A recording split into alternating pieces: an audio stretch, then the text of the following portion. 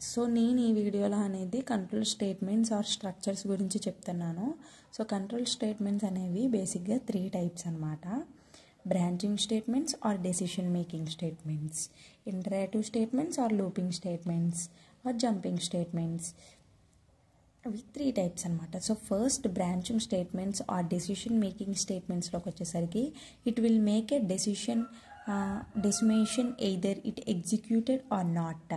If అవి మనం ఇచ్చిన స్టేట్మెంట్ అనేది ట్రూ అయితే అవి ప్రింట్ చేస్తుంది అనమాట, లేకపోతే ఆ స్టేట్మెంట్ అనేది స్కిప్ చేసి స్టేట్మెంట్ 2కి అనేది వెళ్ళిపోతుంది. That is about the branching statements.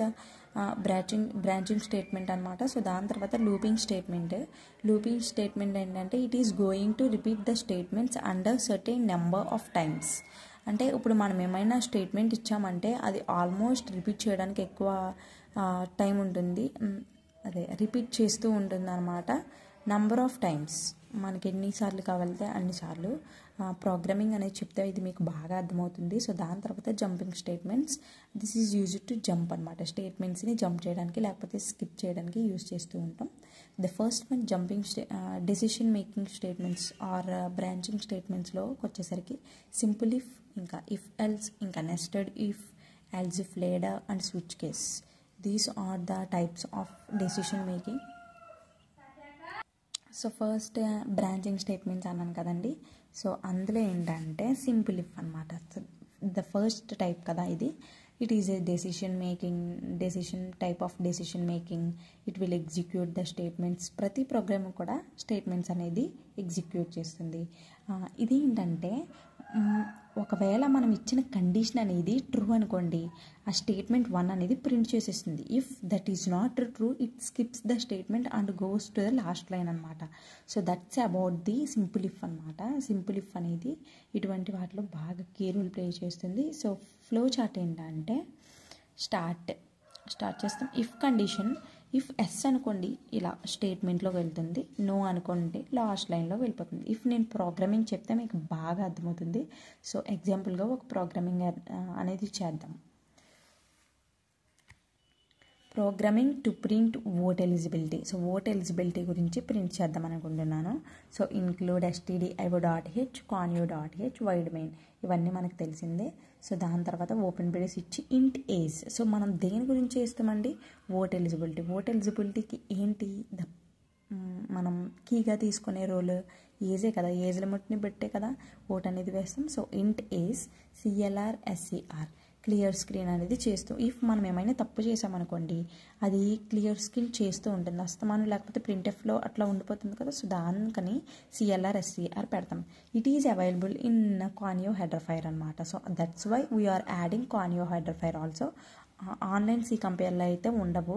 Turbo C7లో ఇది ఈ హెడర్ ఫైర్ అనేది అవైలబుల్గా ఉంటుంది. ఇఫ్ మీరు మొబైల్లో చేస్తే దీన్ని లాస్ట్లో గెట్ CHని స్కిప్ చేయండి, ఎందుకంటే these 2 points statements are available in conio.h అనమాట. సో దాని తర్వాత లైన్కి వచ్చేసరికి print F enter your age, మీ ఏజ్ అనేది ఎంటర్ చేయండి. సో దాని తర్వాత దీన్ని స్కాన్ చేయాలి కదా మరి. సో స్కాన్ చేయడం కోసం ఏజ్ ఇంటీజర్ కాబట్టి %Dలో తీసుకున్నాం. ఇఫ్ దట్ ఈస్ ఫ్లోట్ అనుకోండి Fలో తీసుకుంటాం. ఇఫ్ దట్ ఈస్ క్యారెక్టర్ CHలో తీసుకుంటాం. అడ్రస్ ఆఫ్ ఏజ్, ఇంటి దగ్గర మనం ఏమైతే తీసుకుంటున్నామో దాని యొక్క అడ్రస్ని కాబట్టి ప్రింట్ చేయాలి కాబట్టి సో అడ్రస్ ఆఫ్ ఏజ్ అనమాట. దీన్ని address of age and address అని చదవండి. సో స్టేట్మెంట్స్ అన్నిటికి సెమీకోలన్ ఇస్తాం. సో ఇప్పుడు సింపుల్ ఇఫ్ కండిషన్ అనేది ఎలా యూజ్ చేయాలనేది చెప్తున్నాను. సో ఇఫ్ మీ ఏజ్ అనేది 18 కన్నా ఎక్కువ లేకపోతే 18 అయితేనే కదా ఓట్ ఎలిజిబిలిటీకి ఎలిజిబుల్ అవుతారు. So if age greater than or equal to 18, ఎప్పుడు కూడా ఇఫ్ కండిషన్ పక్కన సెమీకోలనే పెట్టొద్దు. మీరు ఎర్రర్స్ని చాలా ఎక్కువ గమనిస్తారు. అస్సలు ఇఫ్ పక్కన సెమీకోలన్ ఏం పెట్టొద్దు. ఇఫ్ కండిషన్ వచ్చిందంటే వెంటనే దాని కింద అనేది ఓపెన్ బ్రేస్ వచ్చేస్తుంది అనమాట. మరి దీనికి క్లోజ్ అవ్వలేదు కదా అని అంటే అదంతా లాస్ట్లో క్లోజ్ చేసుకుంటాం. ఇఫ్ ఓపెన్ చేయగానే క్లోజ్డ్ బ్రేస్ అస్సలు పెట్టద్దు, ఓపెన్ బ్రేస్ పెట్టండి, అలాగే సెమీకోలన్ పెట్టొద్దు. ఓకే. సో దాని తర్వాత ఏం ప్రింట్ చేయాలి? ఒకవేళ మీరు కరెక్ట్ ఇచ్చారనుకోండి, if that is true that's print this statement అనమాట. What statement? Print f double quotations and open parenthesis double quotations congratulations you are eligible to vote అనమాట. ఓకే, సెమీకాలన్ పెడతాము.